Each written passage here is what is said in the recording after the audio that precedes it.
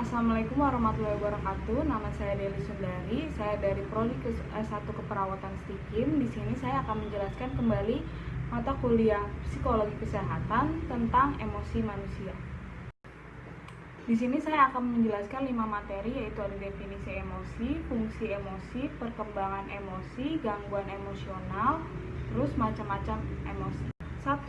Definisi emosi menurut para ahli. Menurut William James pada tahun 1995, emosi adalah kecenderungan untuk memiliki perasaan yang khas bila berhadapan dengan objek tertentu dan lingkungannya. Menurut Crow tahun 1962, emosi adalah suatu keadaan yang bergejolak pada diri individu yang berfungsi sebagai inner adjustment, yaitu kayak penyesuaian diri dari dalam terhadap lingkungan untuk mencapai kesejahteraan dan keselamatan individu. Sedangkan menurut Jalaluddin Rahmat tahun 1994, emosi ibarat seperti bumbu bagi kehidupan. Tanpa emosi, hidup ini akan kering dan gersang.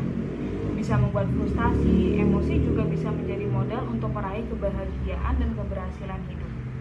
Tergantung dengan emosi mana yang kita pilih dalam reaksi kita terhadap orang lain, kejadian, dan situasi sekitar.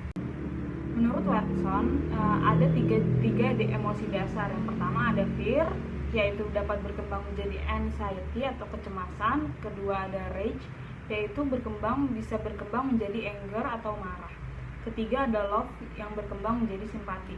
Watson juga berpendapat bahwa rasa takut dan cemas pada manusia bisa berasal dari pengalaman masa kanak-kanak yang mirip. Sedangkan menurut Descartes ada 6 emosi dasar manusia. Yang pertama ada desire, keinginan. Kedua ada hate, benci. Ketiga ada wonder, kagum. Keempat ada sorrow, kesedihan. Kelima ada love, cinta. Keenam ada joy, kegembiraan. Kedua ada 4 fungsi emosi menurut Coleman dan Hammond tahun 1974. Yang pertama adalah emosi sebagai pembangkit energi atau energizer. Artinya, ketika seseorang merasakan emosi, maka tubuhnya akan tergerak untuk melakukan apa yang dirasakan. Contohnya, seperti kalau kita takut, pasti kita bakal berteriak, kalau nggak berlari. Yang kedua, ada emosi sebagai pembawa informasi atau messenger. Contohnya seperti komunikasi intrapersonal. Maksudnya, ketika emosi itu kita rasakan pada diri kita, maka secara tidak langsung kita menyadari apa yang sedang terjadi pada diri kita atau stimulus yang berada pada lingkungan. Seperti ketika kita sedang merasa bahagia, berarti kita sedang memperoleh sesuatu yang kita senangi, atau kita juga dapat terhindar dari sesuatu yang kita benci. Yang ketiga ada pembawa pesan dalam komunikasi intrapersonal atau interpersonal. Dalam berkomunikasi pasti kita memiliki tujuan atau pesan yang akan disampaikan. Seperti kalau kita lagi curhat sama teman kita, pasti teman itu bakal merasakan emosi yang kita rasakan pada saat itu. Misalkan kita sedang bercerita tentang kesedihan kita, mungkin teman kita juga ikut menangis atau ikut memberikan saran. Yang keempat ada sumber informasi. 3 ada perkembangan emosi. Reaksi emosi sangat ditentukan oleh lingkungan, pengalaman, kebudayaan, dan individu itu sendiri. Respon anak kecil lebih sederhana dibandingkan respon orang dewasa yang pemikirannya sudah lebih rumit. Respon emosional melalui 4 jalur, yaitu ada stimulus, perasaan, respon-respon internal, dan pola tingkah laku. Perkembangan emosi juga ditentukan oleh proses pematangan dan proses belajar. Seorang bayi untuk tertawa memerlukan tingkat kematangan tertentu.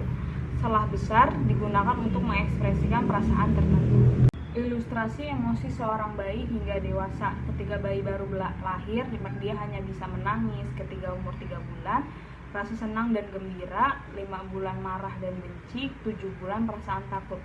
Semakin berkembangnya suatu individu, perkembangan emosinya juga semakin rumit. Itu ditentukan oleh proses belajar dan kematangan pada saat dewasa. Keempat ada gangguan emosional. Menurut Russell tahun 1993 ada 2 teori, yaitu yang pertama teori lingkungan, yaitu penyakit mental disebabkan oleh berbagai kejadian yang menimbulkan terjadinya stres. Contohnya ketika anak menangis karena diejek teman-temannya. Terus lingkungan juga berperan besar terhadap tingkat stres seseorang.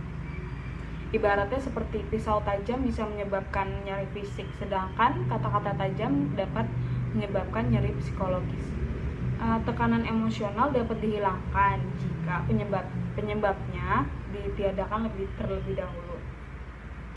Yang kedua ada teori afektif, yaitu perasaan alam bawah sadar seseorang menentukan emosinya seperti perasaan takut, benci, senang yang terus ditekan ke dalam alam bawah sadar dalam waktu tertentu akan dibangkitkan ke alam sadar, tampil ke permukaan, yaitu seseorang bisa langsung meledak ketika dia menahan emosi-emosi yang ada di dalam dirinya.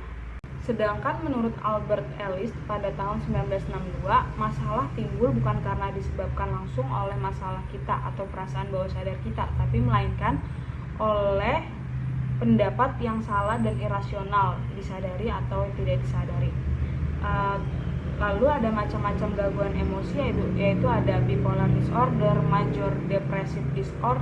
Yang kelima ada 6 emosi dasar. Yang pertama emosi bahagia. Bahagia bisa diartikan sebagai kondisi emosional yang ditandai dengan perasaan senang, ceria, gembira, kepuasan, kesejahteraan.